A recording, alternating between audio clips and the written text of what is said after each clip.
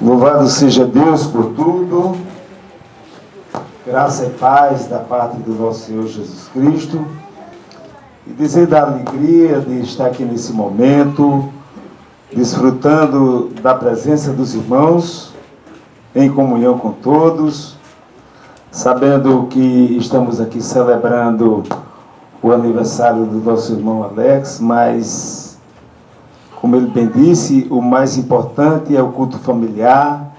É esse momento onde paramos para ouvir um pouco da palavra de Deus, já ouvimos dos louvores, e creio que estamos sendo aqui assistidos pelo Espírito Santo de Deus, e com certeza Ele que habita no meio de nós, trará para o nosso coração uma palavra de alegria, por meio das Escrituras Sagradas, que haveremos de expor a partir desse momento.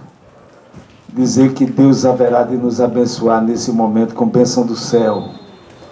E que esse momento traga alegria ao nosso coração, ao ponto de entendermos que o melhor Deus nos deu. O céu, aonde Ele mora e nos convida para morar. Amém, irmãos?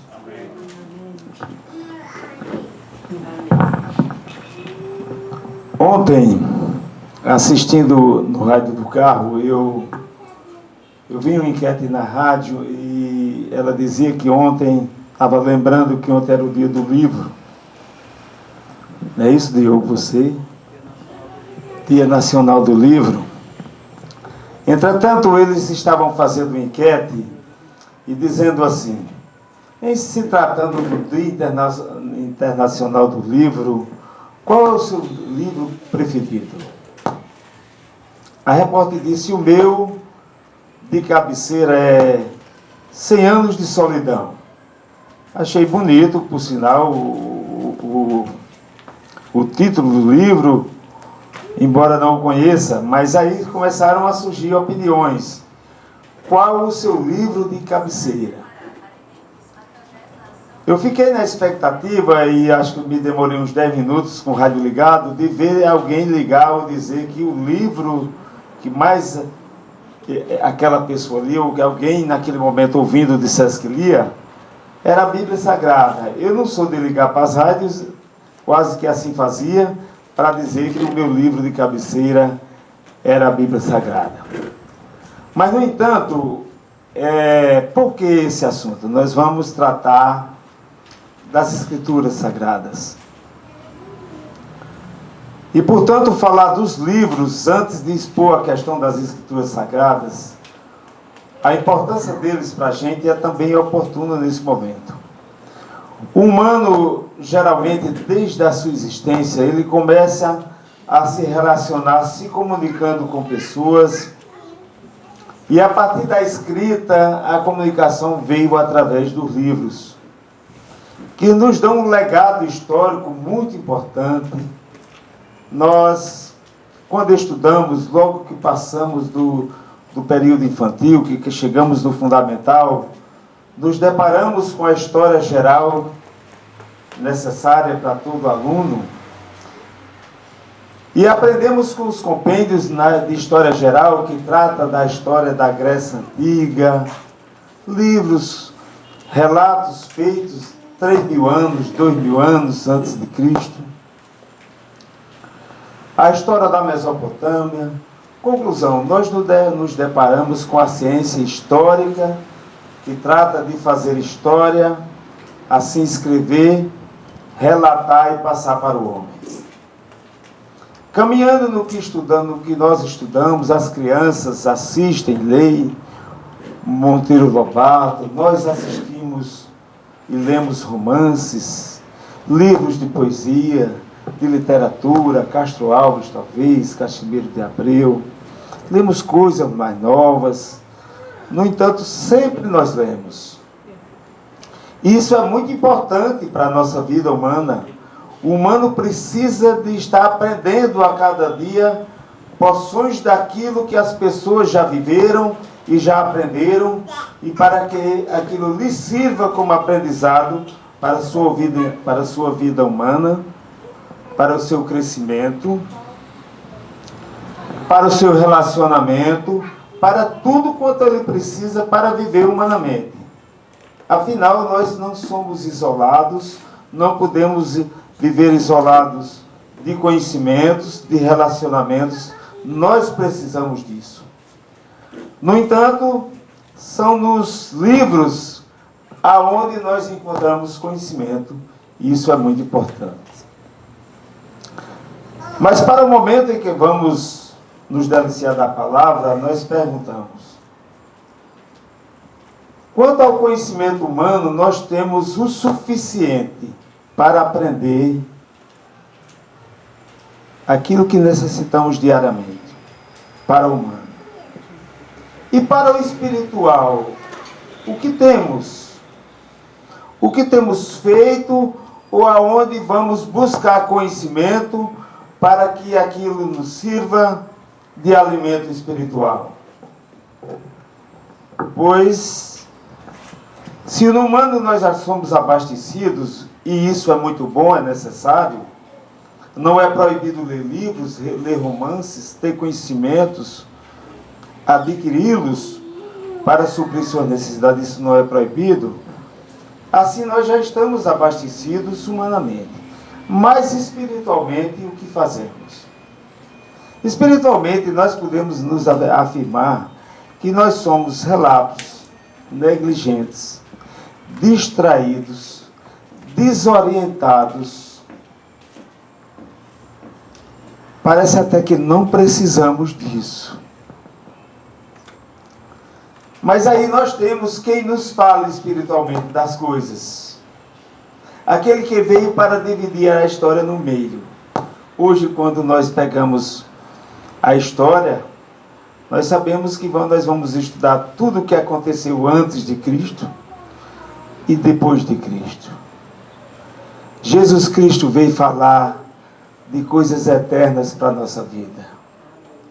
Ele nos dá conhecimento espiritual, o necessário para que entendamos o projeto de Deus para a vida eterna.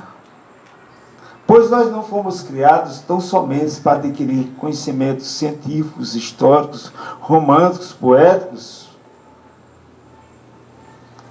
Por mais românticos que nós sejamos, nós não voamos tão bonito como voa uma águia. Nós não fomos criados só para isso. Porque outros animais também poetizam a vida através dos seus cânticos, do que entoam. Nós fomos criados à imagem e à semelhança de Deus. Houve um projeto descrito no coração de Deus para cada um de nós. Somos humanos, sim, 100% humanos, mas também somos 100% espirituais. Podemos começar a pensar que somos eternos. Isso é verdadeiro. Deus nos criou desde a fundação do mundo. A nossa vida acontece eternamente. Desde que Deus criou todas as coisas, criou cada um de nós. No entanto, quando nós compreendemos que eternamente esse alcance está para o espírito, não está para o corpo. Sendo assim, nós precisamos entender qual a mensagem de Jesus Cristo para a nossa vida espiritual, já que somos e seremos eternamente espirituais. E posso afirmar uma coisa: espirituais com Deus ou sem Deus. Espirituais morando no céu, aonde mora o nosso Deus, ou afastados do nosso Deus, eternamente espiritual. Aí nós encontramos a mensagem de eternidade de Jesus Cristo, que vem ao nosso encontro para que nós o encontremos e percebamos que o que Deus fez em nosso favor não foi tão somente vir ao mundo, mas foi que, estando no mundo, pudéssemos compreender a eternidade de Deus em nosso favor. Vamos ler, se alguém trouxe a Bíblia, por favor. Tem um copo de água aí, por favor.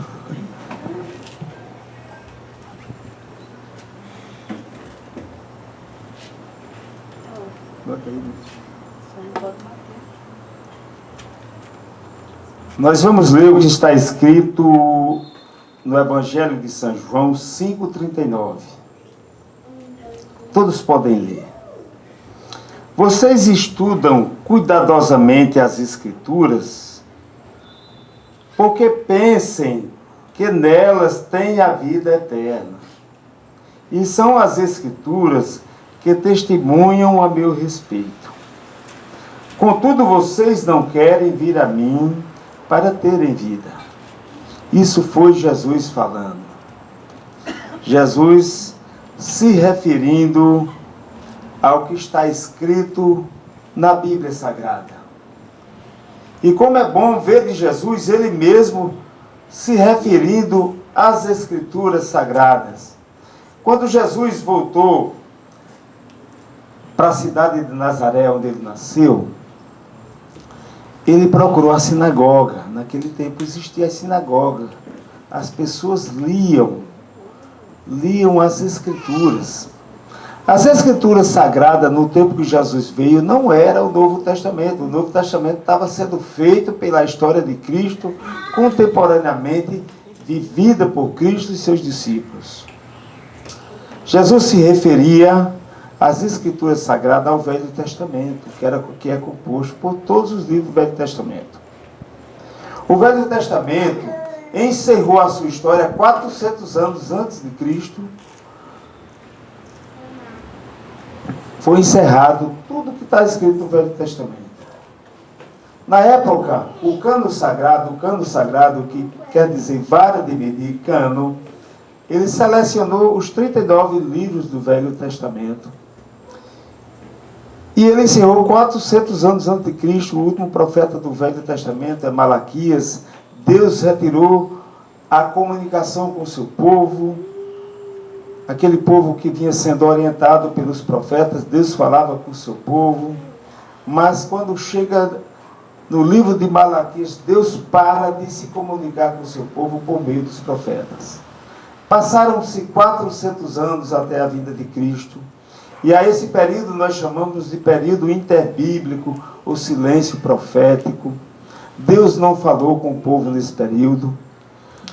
Mas em compensação, o povo que vinha sendo assistido por Deus tinha graça e sabedoria, cresceu muito no tocante às ciências, na matemática, na astronomia, em parte da filosofia, cresceu também na comercialização, no escâmbio. O povo prosperou. Deus estava preparando o seu povo para a vinda de Cristo, para a vinda do Mestre. O povo precisava compreender o plano completo, redentivo do nosso Deus. Tinha que vir por meio de Jesus. Jesus veio cumprir a missão de Deus em nosso favor. Jesus veio para morrer na cruz do Calvário em nosso favor. Jesus, que não pecou, foi tentado em tudo e não pecou, foi para a cruz, no meu lugar e no lugar de cada um de nós. Mas é interessante que quando Jesus chega em Nazaré, na sua cidade, ele procura a sinagoga para assim participar das Escrituras que ali estavam. Entregam a ele, fica de pé, entregam ali o rolo do livro, quem sabe grande e pesado, e ali estava um trecho escrito pelo profeta Isaías há mais de 800, talvez 1000 anos antes de Cristo. Para a gente compreender que as Escrituras, o que Deus vem fazendo para que o povo conheça a história de Cristo, vem sendo feita desde o Velho Testamento. Jesus então pega o rolo do livro e lê o que ali está escrito. O Espírito de Deus está sobre mim para anunciar o Evangelho aos pobres, para libertar cativos, para curar os cegos, para levar liberdade aos oprimidos e anunciar o ano aceitável do Senhor. É por essa razão que em 5,39, em João 5,39, só lembrando que o Evangelho de São João, como chamamos geralmente, é o Evangelho onde todo o tempo João passa dizendo assim, revelando que Jesus é o Filho de Deus e que Deus Pai criou e enviou Jesus Cristo. Em alguns textos Jesus diz, aquele que crê em mim, crê no Pai que me enviou, e quem vê a mim, vê o meu Pai que enviou. Jesus todo o tempo quer tratar de coisas eternas na nossa vida para lembrar, não é só disso que você vive. Lá na tentação, Jesus disse, não só de pão vive o homem, porque com pão a gente vive humanamente, mas espiritualmente Jesus te completa dizendo, mas que a gente vive de toda a palavra que sai da boca de Deus. Jesus nos alimentando espiritualmente. A importância de Jesus tratar conosco como sendo humanos, carnais, finitos, sendo também espirituais, eternos. E aí vem a intervenção de Deus ao nosso favor. Eternos, perdidos, separados do amor de Deus, porque na carta aos Romanos, São Paulo diz que porque todos pecaram e foram destituídos da glória de Deus. O plano de Deus, que é perfeito, já estava feito. Jesus veio ao nosso favor. Jesus veio ao nosso encontro. Foi para a cruz no nosso lugar. Padeceu, derramou sangue, sofreu a ira de Deus naquele lugar em nosso favor. É por isso que ele nos alerta, e olha que quando ele diz examinai as Escrituras, ele está nos preparando para entender o projeto eterno de Deus para a nossa vida. E ele diz, examinai as Escrituras. Não é fácil uma leitura dinâmica, rapidamente, e olhe sempre, construa um lugar, bote uma banca, bote uma Bíblia. Não é isso. Jesus nos chama a examinar as Escrituras, porque diz ele, porque elas testificam de mim, julgai-te nelas a vida eterna. Vida eterna com ele, vida eterna com Deus, vida eterna para sempre. Porque sermos tão negligentes, tão desorientados, distraídos, tudo distrai a nossa mente para que não entendamos a palavra.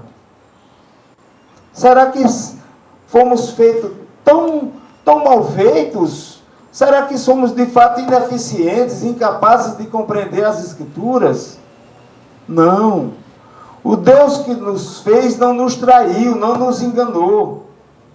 Ele nos se revela nas Escrituras, porque a palavra de Deus é a revelação de Deus. É Deus se comunicando com o homem. E Deus não seria injusto de colocar uma palavra que não estivesse a meu alcance. Deus não faria isso com nenhum de nós. É por isso que Jesus diz, examinai as Escrituras. É como que diz, isso aqui é a sua porção diária. É Deus se revelando para você, é Deus se revelando para mim. Jesus sabe o que Deus fez em favor do homem, foi Ele que viveu. Foi Ele quem sofreu na cruz. Jesus viveu durante a sua história de vida, a partir do seu nascimento, com 12 anos esteve no templo discutindo com os mestres. Passaram um tempo parado, um intervalo até os 30 anos, mas dos 30 anos de Jesus Cristo, até os 33 anos de Jesus Cristo, foi Jesus ensinando a palavra aonde chegava e falando do reino de Deus. Por isso a importância da gente examinar as Escrituras. Se eu não percebo, se eu não sinto em mim necessidade de examinar as Escrituras, é como se eu não tivesse necessidade do próprio Cristo. É como se eu fosse suficiente para mim, ou o mundo fosse suficiente para mim. Mas o mundo é suficiente para nós? Nós somos suficientes para nós mesmos, existencialmente falando? Pois somos eternos? Examinai as Escrituras, porque encontrarás nelas a vida eterna. O lugar onde está Deus é o céu. Jesus veio nos anunciar o céu. O céu é bom. O céu é real. O céu existe. Lá a morada dos santos, aonde estão os anjos cantando, ao lado do Deus Altíssimo, Santo, Santo é o seu nome. Com certeza aquele local é tão lindo, é tão glorioso, que o nosso alcance não compreende, mas compreende a sua existência. Nós temos condições de compreender o lugar onde está Deus. Nós temos condições de compreender o lugar onde está Cristo sentado à direita de Deus Pai, ressurreto. Nós temos condições de entender que Cristo nos alcança, que é o coração de Cristo, intercessora, que Cristo nos chama para vê-lo à direita de Deus Todo-Poderoso e nos chama para a eternidade aonde Ele está. Dessa forma nós compreendemos que Deus é muito melhor, que Deus é bom, que as Escrituras nos dão a oportunidade de ver a descrição de Deus, a descrição dos céus, a descrição do Deus glorioso que tudo pode fazer a nosso favor. Num dia de aniversário, se nós aproveitarmos para meditar nisso, nada poderá alegrar mais ao nosso coração do que a mensagem de salvação eterna pelo santo bendito nosso Senhor Jesus Cristo. Mas é lendo a palavra dele que a gente adquire conhecimento sobre ele. É lendo a palavra dele que a gente fica autoimune a doutrinas vãs, falsas, ensinadas diariamente de ponta a ponta no mundo, com o único intento de afastar o homem da salvação eterna. Se nós não nos aprofundarmos nas Escrituras Sagradas, nós vamos beber de fontes falsas. A Bíblia diz que o teu povo peca por falta de conhecimento. Nós aborrecemos a Deus. Nós iramos Deus. Nós deixamos Deus a fio, porque não buscamos conhecimento na palavra. Mas só lembrando, Deus é justo, Deus é rico em graça e misericórdia. A palavra de Deus diz que a misericórdia de Deus se renova a cada manhã, e essa é a causa de não sermos consumidos. A misericórdia, sabe o que é, gente? Deus tem o direito de nos punir, de não nos dar sequer mais uma oportunidade, porque nós já pecamos. Mas Deus, rico em graça e misericórdia, renova de novo o seu amor para conosco a cada manhã. Isso está na palavra, nós precisamos conhecer a palavra. Conhecendo a palavra, nós entendemos e vemos que a palavra de Deus é viva e eficaz. É mais penetrante do que a espada de dois gumes que separa o osso da medula e a alma do espírito. Somos espirituais. Precisamos entender essa mensagem por meio da palavra, para que essa palavra venha ao nosso coração e alimente o nosso coração. Queridos, o lugar onde Deus está é muito melhor. O céu é real. Nós podemos perceber o céu daqui onde estamos. O Espírito Santo de Deus nos alimenta com essa mensagem, com a passagem das Escrituras. Eu sei que está querendo chover e eu já deveria terminar mesmo. Mas que essa palavra alimente o nosso coração, nos encha de alegria, porque essa é uma mensagem eterna que nos aproxima de um Deus eterno. As Escrituras têm propósito definido no meio da humanidade. É chamá-la para o arredio de Deus, para o seio de Deus. Eu quero terminar lendo um trecho que ainda está aqui. Também em João, no 6, já no capítulo 6. já no capítulo 6, a partir do 35. Então Jesus declarou: eu sou o pão da vida. Aquele que vem a mim nunca terá fome, e aquele que crê em mim nunca terá sede. Mas como eu lhes disse, vocês me viram, mas ainda não creem. Todo aquele que crê, todo aquele que o Pai me der, virá a mim. E quem vier a mim, eu jamais rejeitarei. Pois desci do céu, não para fazer a minha vontade, mas para fazer a vontade daquele que me enviou. E esta é a vontade daquele que me enviou, que eu não perca nenhum dos que ele me deu, mas os ressuscite no último dia. É por isso que Jesus nos chama para entender as Escrituras, para nós encontrarmos nelas Ele mesmo falando a respeito do céu, falando do grande projeto de Deus em nosso favor. E com certeza, nada pode alegrar mais o nosso coração do que isso. Claro, as coisas humanas nos alegram. Tudo que nós aprendemos na vida nos alegra. Todo grau de conhecimento adquirido nos serve humanamente e redundará para a nossa vida espiritual, se assim soubermos aproveitar. Nós precisamos nos deleitar em Deus. Observar sempre as Escrituras inspiradas a partir de Gênesis e Apocalipse. Elas foram inspiradas por Deus. São Pedro diz, da 2 Pedro 1:21, diz: porque toda a Escritura foi inspirada por Deus, porque homens santos falaram inspirados pelo Espírito Santo. Então, quando nós estamos diante dessa palavra, nós estamos sendo assistidos pelo Espírito Santo de Deus.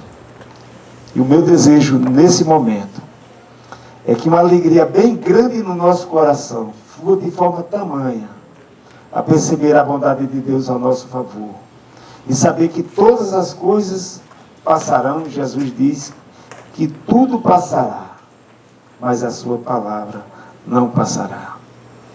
Então, pela graça do Senhor nosso Deus, eu sou grato nesse momento a todos, muito grato a essa casa que nos recebe, pela vida de cada um. É a minha alegria é que nós possamos propagar essa mensagem às pessoas, para que as pessoas sejam alcançadas pelo amor bendito, em nome de Jesus Cristo. Amém? Louvado seja o nome do Senhor. Então, Alex, nós aqui, eu gostaria de fazer uma oração, mas como nós estamos aqui representando a Igreja do Base Estados, como presbítero, eu, Isaías, Diogo, Ari, eu vou pedir ao irmão Diogo que venha fazer oração em gratidão a Deus por esse momento, pela vida de Alex e pela vida de todos nós. Louvado seja Deus.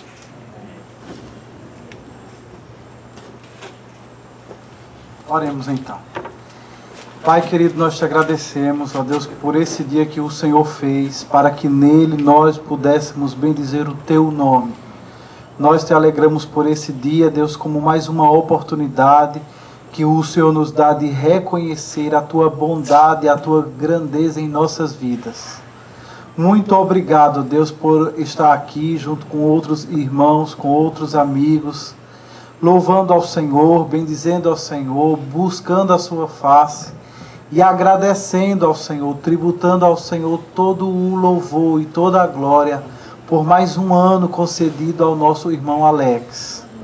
Ó Deus, que ao longo dos anos, ó Deus, ele possa sempre reconhecer, que ele possa sempre perceber a tua boa mão conduzindo a vida dele, nos momentos difíceis, ó Deus, naqueles momentos de alegria, que em tudo ele possa reconhecer que é a soberania do Senhor que escreve cada um dos seus dias. Amém.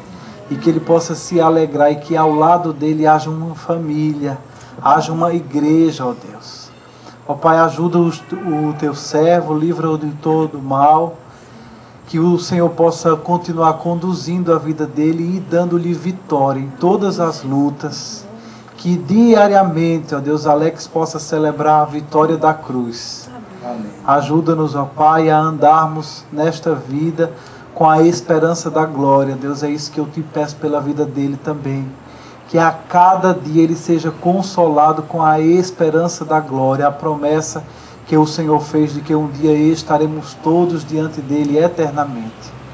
Abençoa-nos nessa noite, Pai. Nós te agradecemos por tudo. Em nome de Jesus. Amém. Amém. Louvado seja Deus.